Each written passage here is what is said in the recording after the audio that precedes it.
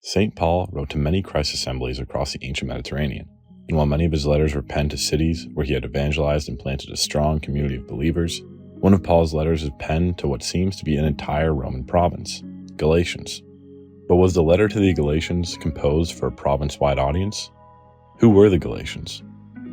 Paul begins his salutation with, "To the churches of Galatia." But the term Galatia, or the Galatians, was not exclusive to those within the Roman provincial borders of Galatia. In fact, Greek writers of the time used the term Galatians for the Celtic peoples of Gaul, as well as the Celtic people of Asia Minor.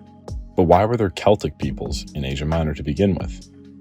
In 280 BC, a group of Celtic warriors from the region of Gaul banded together with the intentions of invading Greece.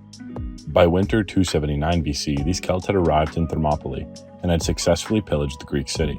Moving on to Delphi, the Celts were halted by Greek forces and ran into significant military failure. Upon their failure, these Celtic barbarians retreated back through Thermopylae and onward to Asia Minor, terrorizing those in their path. Not long after, these Celts settled in central Anatolia and had their presence felt across Asia Minor and beyond, continuing to raid or to be hired as mercenaries for the surrounding regions. In fact, the very Greek name Galatia finds its roots in a Celtic word that denoted military capacity, and was adopted by the Celts to describe themselves as warrior groups. The Celts were so formidable that many Hellenistic rulers emphasized their defeats over these Celtic barbarians through art and sculpture as a way to bolster their claims to authority. But by mid-3rd century BC, the Celts of Gaul had solidified themselves as a people in the heart of Asia Minor.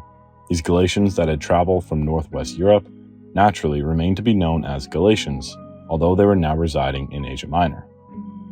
Now fast forward to 25 BC. Upon the death of Galatian king Amyntas, along with the rise of Roman influence in Asia Minor, the region's